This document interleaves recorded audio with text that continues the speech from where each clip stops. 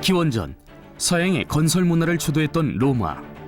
견고한 인프라로 건설된 상수도 시설은 그 당시 로마 제국의 막강하였던 국력을 잘 보여주고 있습니다. 또한 중국은 방대한 면적의 강을 관리하면서 국가의 흥망성쇠를 넘나들었습니다. 그 결과 황하는 4대 문명지 중 하나가 됐죠. 동서고금을 막론하고 물을 다스리는 자가 천하를 다스리고 민심을 얻어왔습니다. 우리 역사 속에도 민심을 얻기 위한 방법으로 물은 빠지지 않았습니다. 삼국시대 이전부터 저수지와 보를 설치하며 용수를 확보해온 고대 국가들. 물 관리는 곧 백성들의 마음을 움직이는 중요한 열쇠가 되었습니다. 수천 년이 지난 지금도 농업용수 관리는 전 세계의 중요한 국가 사업 중 하나입니다. 식량 생산 기반을 지키고 농업 강국으로 뻗어나가기 위한 첫걸음, 농업용수 관리. 물을 다스리는 나라가 곧 천하를 다스린다. 치수국 평천하. 과연 2017년 대한민국 농업의 치수국 평천하는 어디쯤 와 있을까요?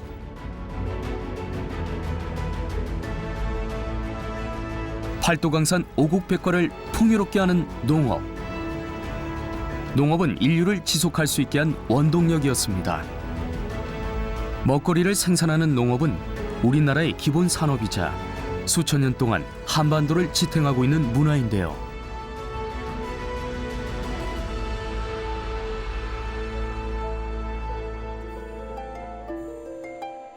(1960년대) 발견된 청동기 문화유산.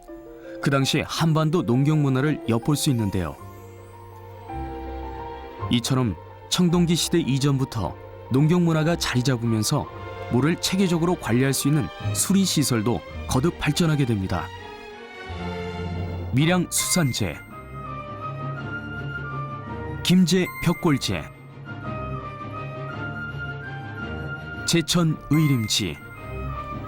각 지역의 관광 명소로 더 유명한 이곳들은 수천 년 전 삼한 시대 때 만들어진 인공 수리 시설들입니다. 이곳 대부분은 농사를 위해 농지에 물을 대주고 물의 범람을 막는 역할을 했습니다. 수천 년 전에도 풍요로운 삶을 지켜준 농업 생산 기반 시설들. 백성들의 삶을 지키기 위해선 무엇보다 농업 생산 기반 시설의 농업용수 관리가 최우선이었습니다. 논에 물이 마르지 않도록 물을 대주는 농업용수는 21세기 지금 역시 중요한 농업 행정 중 하나입니다. 현재 우리나라는 한국농어촌공사가 농업용수 관리 전문기관으로 앞장서고 있는데요. 저수지, 방조제와 같은 농업 생산 기반 시설의 관리, 그리고 농지은행 사업 등을 통해 안정적인 생산을 책임져 왔습니다. 농어촌 연구원을 비롯한 4개의 원과 제주도를 포함한 9개의 지역본부, 그리고 81개 지사들이 유기적인 협력 체계를 통해 한국농어촌공사를 운영하고 있는데요. 3,394개 저수지, 156개 방조제를 관리하며 농업 생산성의 증대 및 농어촌의 경제, 사회적 발전에 최선을 다하고 있습니다. 실시간 수익 예측을 통하여 전국에 산재한 3,394개소의 저수지 저수유를 관리하고 있으며 농촌용수 이용 체계 개편 사업 시행 등 항구적 대책도 동시에 진행하고 있습니다. 1908년 창립 이래 농어촌 생활환경 개선은 물론 수리시설 확충과 체계적인 관리로 우리 농업 발전에 주도적인 역할을 해온 한국농어촌공사. 한국농어촌공사가 한 세기 넘는 시간 동안 총력을 다해온 사업이 바로 농업용수 관련 사업입니다.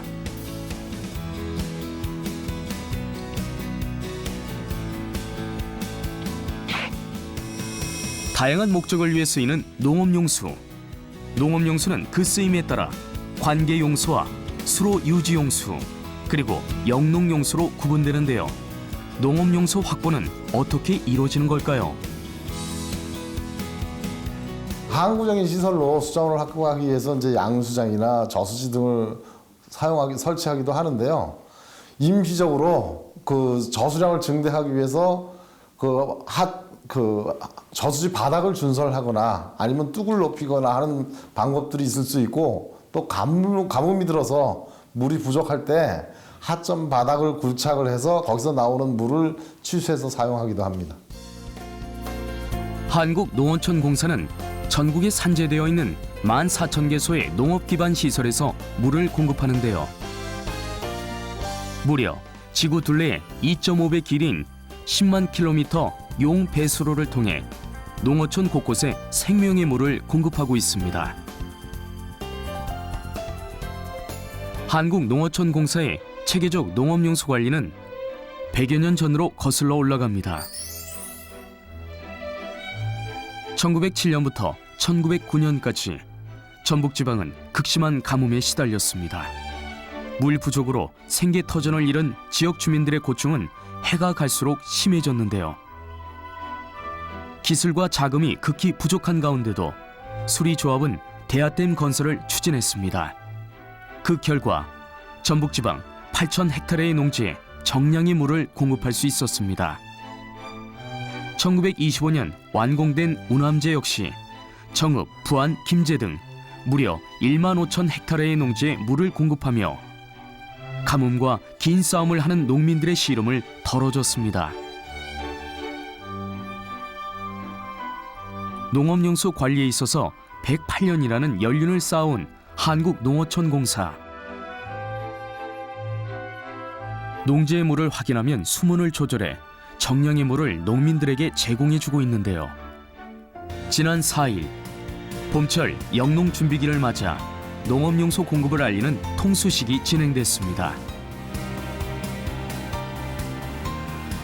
5월 11일까지 전국 저수지, 양수장의 수문을 개방해 농업 편의를 지원하고 농업 생산성을 향상시킬 예정인데요. 올해 역시 편차 없이 전국 모든 지역에 물이 고루 배분될 수 있도록 하는 게 목표입니다. 물이 부족한 지역하고 물이 남는 지역이 이렇게 편차를 보이게 됩니다. 그러니까 그 몇 년 전에는 뭐 강원도 태백이나 정선이 가뭄에 들었다든가, 또 아니면 전라 남부 지역이 가뭄이 들었다든가, 최근 금년 봄에는 충남 서북부에 가뭄이 들고 있습니다. 이렇게 지역적 편차가 게릴라성으로 여기저기 나타나기 때문에 물이 풍부한 지역에 있는 수자원을 물이 부족한 지역으로 도수해서 사용할 수 있도록 용수 이용 체계 재편에 관심을 갖고 추진을 하고 있는데요. 이렇게 체계 재편 사업을 추진할 경우에는 기존의 소규모 시설, 간이관정이라든지 소규모 양수장 이런 것들을 통폐합해서 효율적으로 수리시설을 관리하고 물을 효율적으로 이용할 수 있게 됩니다. 그래서 체계 재편 사업에 관심을 갖고 추진을 하고 있습니다. 현재 충남 서해안 지역의 저수율이 50에서 65%에 머물러 있어 한국농어촌공사는 인근 하천에 물을 끌어다 채우는 등 용수 확보에 만전을 기하고 있는데요. 이처럼 농업용수 관리는 예로부터 국가 중대 사업 중 하나였습니다. 상업보다 농업을 더 중요시 여겼던 조선시대. 정조 23년 건립된 인공저수지 충만제. 정조는 해당 지역에 충만제둔을 설치하고 농업용수와 시설 관리를 맡게 하였다고 합니다. 실제 수리시설의 관리가 수령의 업무 능력을 평가하는 항목으로 자리 잡으면서 수리시설 관리는 수령의 가장 큰 업무 중 하나였습니다. 필요한 용수를 적재적소에 정량을 공급하는 일만큼 중요한 것이 또 있습니다. 바로 양질의 용수를 공급하는 것입니다.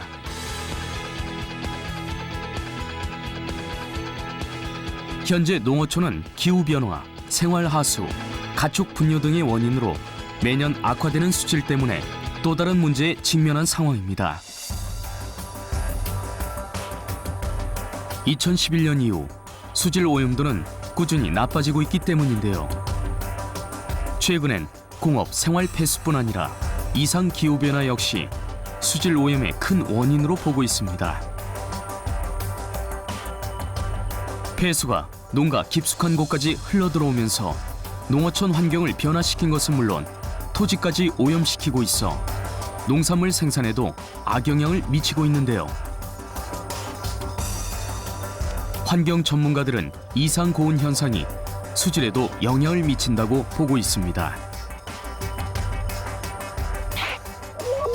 1960년대 우리나라 연평균 기온은 12.9도씨였으나 2000년대 들어서면서 연평균 기온은 13.6도씨로 0.7도씨 상승하였습니다. 지구 평균 온도 상승률의 2배에 달하고 있습니다. 이 같은 이상 고온은 녹조 현상을 일으켜 하천 및 늪과 호수에 부영향화를 주고 결국 수질을 저하시킵니다. 또한 폭우로 인한 오염물질 부하량 증가, 가뭄 기간으로 인한 오염물질 농도의 증가, 홍수로 인한 정수 처리장의 파괴 등이 수질 악화의 또 다른 원인이 되고 있는데요. 농업이 발전하면서 수질 오염은 이제 도시 쪽뿐 아니라 농어촌의 골칫거리가 됐습니다.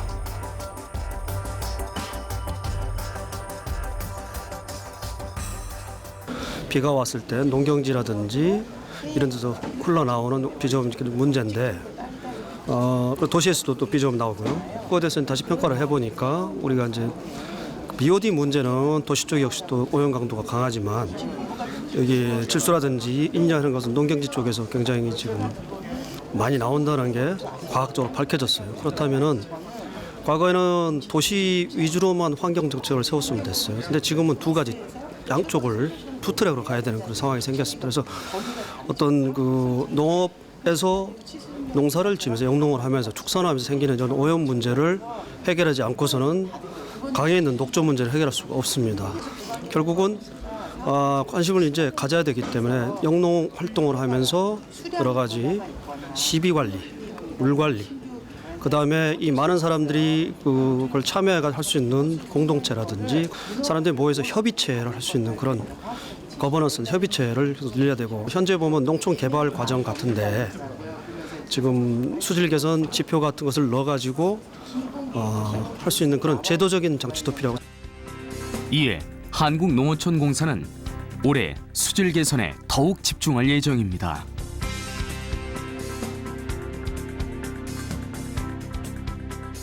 (975개소의) 주요 저수지 담소를 대상으로 해서 매년 연 4회씩 중금속 포함해서 19개 항목에 대한 수질 조사를 하고요.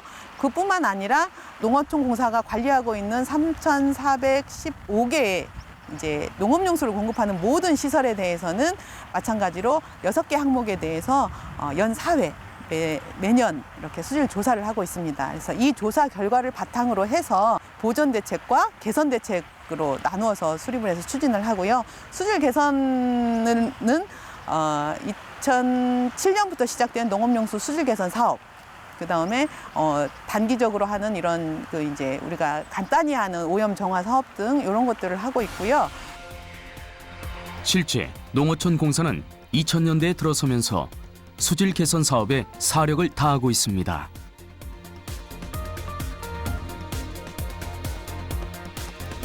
(2007년부터) (2016년까지) 총 사업비의 52.3%를 투입, 농업용 호소 수질을 관리하고 있는데요. 올해 역시 물순환시설 준설 등을 통해 양질의 물 관리에 적극 나설 것입니다. 수질 시료가 접수하게 되면 저희가 간단한 수질 특성 기본 조사를 시작을 합니다. 그래서 소소 이온 농도라든지 전기 전도도와 같은 그러한 기본적인 분석부터 시작이 됩니다. 그리고는 저희가 유기물 지표로 활용이 되고 있는 화학적 산소 요구량이라든지 아니면 총 유기탄소와 같은 분석이 진행이 되고요. 그리고 또 영양염류 분석, 이것은 이제 부영양화라든가 아니면은 녹조와 같은 현상을 일으키는 총인이나 총질소의 농도를 분석하는 과정이 진행이 되고요. 그리고 또 수질 중에 있는 유해물질, 중금속과 같은 분석이 진행이 되게 됩니다. 최근엔 수질 개선을 위해 정부와 지자체도 함께 팔을 걷어올렸습니다. 농어촌공사와 업무 협약식을 맺고 마을 하수도 정비, 가축 분뇨 처리 사업 등 상류 유역의 오염 원인을 찾기에 적극적으로 나선 것입니다. 무엇보다 주민들 스스로 수질 오염의 심각성을 인지하고 수질 개선에 앞장설 수 있도록 오염 신고센터 운영과 지역 거버넌스를 구축했습니다. 공사는 지역 주민들과의 소통을 통해 앞으로도 꾸준히 수질 관리 체계를 구축해 나갈 예정입니다.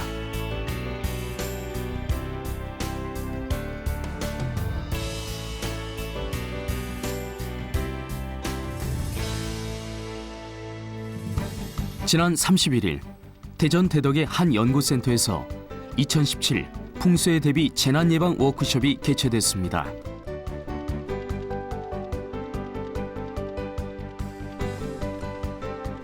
이번 워크숍엔 공사 관계자를 비롯해 국내에서 내노라는 재난 대책 관련 전문가들이 모였는데요. 산업혁명 시대를 맞이해서 우리 90%의 확률로 소비강해가 올 것이다 라고 얘기를 하고 있습니다. 같은 해에 가뭄과 홍수가 계속 반복하는 그런 형태가 됩니다.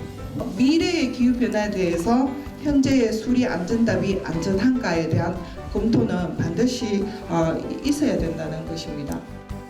시군구 지자체 공무원들 그리고 저희 공사 81개 지사 직원들과 그 지역본부 그래서 이렇게 전체가 모여서 정부 정책 방향 재난에 대한 정책 방향을 같이 공유하고 또 지금 재해가 발생하는 어떤 트렌드라든지 여러 가지 방향들을 서로 토론하고 의견을 나누기 위해서 이렇게 워크숍을 진행하게 됐습니다. 2016년 아르헨티나 북부 지역은 4월 이후 지속적으로 내린 비 때문에 옥수수와 콩 수확이 전면 중단됐고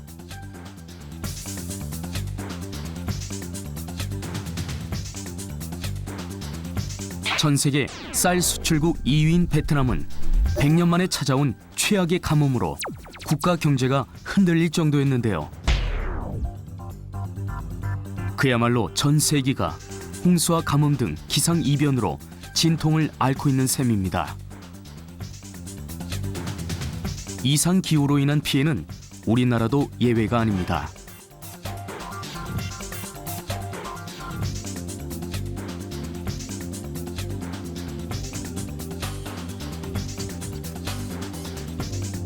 지난 100년간 우리나라 6대 도시 평균 기온은 1.7도 상승, 전 세계 평균 기온 변화보다 빠르게 진행되고 있습니다. 이는 농작물 생산량에도 큰 영향을 미치는데요. 농촌진흥청 조사에 따르면 현재 전국 지역에서 재배하는 사과가 이상기후로 인해 생산량이 대폭 감소해 결국 2090년에는 강원도 일부 지역에서만 사과를 생산할 수 있게 된다는 것입니다. 그뿐만 아니라 해마다 반복되는 홍수와 가뭄은 많은 농가들의 생계까지 위협하고 있습니다.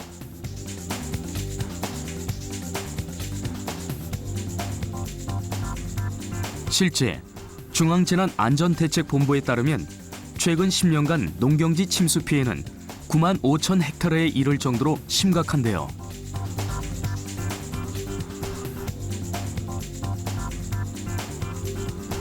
한국농어촌공사는 이 같은 자연재해에 대비한 사업들을 진행 중에 있습니다.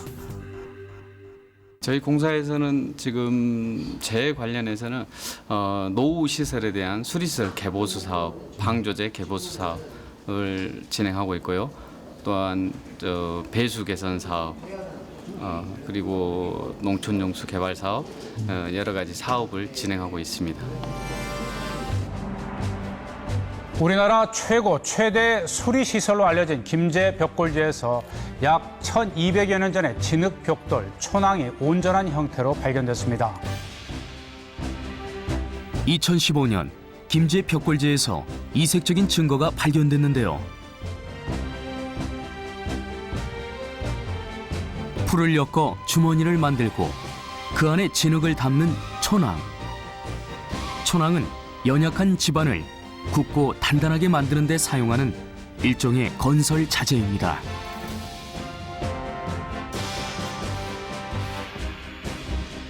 특이한 점은 백제시대 때 만들어진 수리시설 벽골지에서 신라시대 때 만들어진 촌왕이 대규모 발견된 것입니다. 이로써 고대 국가 역시 오랜 기간 동안 수리 시설들의 재보수를 통해 체계적으로 물을 관리했음을 확인할 수 있었습니다.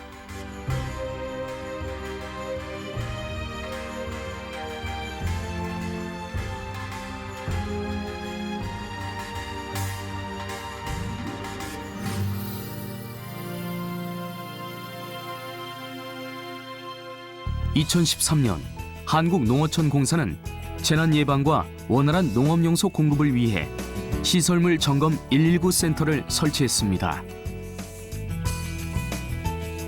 시설물 점검 119 센터는 안전관리 지원 조직으로 농업 기반 시설인 저수지와 방조제의 안전 점검을 매년 실시하며 시설물 안전에 이상 징후가 있을 때는 보수, 보강 등 즉각적인 조치를 취하며 시설물 관리에 총력을 기울이고 있는데요.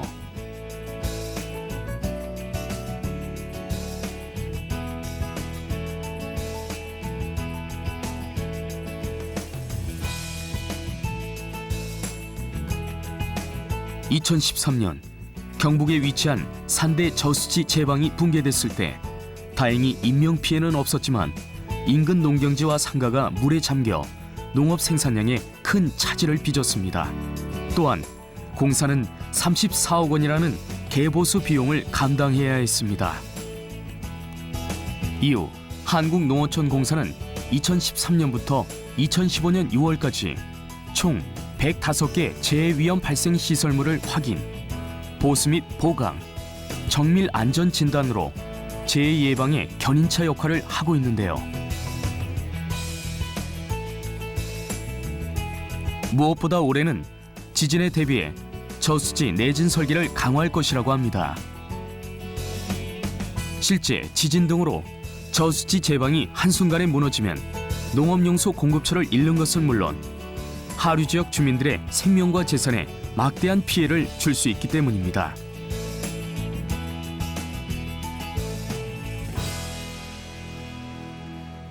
현재까지는 우리가 수리 시설이 있지만 노후화된 부분도 많고 기능이 저하된 부분도 많기 때문에 특히 저수지 같은 경우에는 그 50년 이상 된 저수지들이 70%를 넘고 있는 마당에 그러한 저수지들의 기능 개선이 일단은 필요하고 신규 저수지를 축조하는 것보다는 기존의 수리 시설의 기능을 개선하는 데 초점이 맞춰져야 할 거고요. 그리고 물 낭비를 줄이는 차원에서 물 이용을 효율화하고 물 관리를 최적화하고 또 물 사용자와 물 관리자의 물 절약 실천이 필요하다고 생각합니다. 현재 내진 설계 대상 시설은 저수량 50만 톤 이상, 높이 15m 이상인 저수지입니다. 하지만 2017년 하반기부터는 저수량 30만 톤 이상인 저수지로 내진 설계 기준 폭을 확대해 안전망을 더욱 넓힐 예정이라는데요. 그래서 저희가 기후변화 대응을 위해서 금년부터 기후변화 대응부를 신설을 했습니다. 그 부서에서 기후변화 대응에서 농업 인프라가 어떤 영향을 받고 어떤 취약성이 있는지를 이제 평가를 할 예정인데요. 그래서 금년도에 그 실태조사와 그 영양 취약성 평가를 위한 그 로드맵을 만들 계획입니다. 그리고 우리가 갖고 있는 농업 인프라 시설에 기후변화가 어떤 영향을 미치는지, 그래서 가뭄에 아니면 홍수에 수질에 이런 것들이 어떤 영향 평가를 해서 개선 대책을 마련할 준비를 하고 있습니다. 인류를 지켜온 농업에서 가장 중요한 물. 농사는 365일 끊임없이 물과 싸우는 일입니다. 지난 100년간 농업인들이 걱정 없이 농사 지을 수 있도록 물길을 열어준 한국농어촌공사. 앞으로의 100년 역시 우리의 식량 생산 터전을 지키며 만물의 싹을 틔울 것을 기대해 봅니다.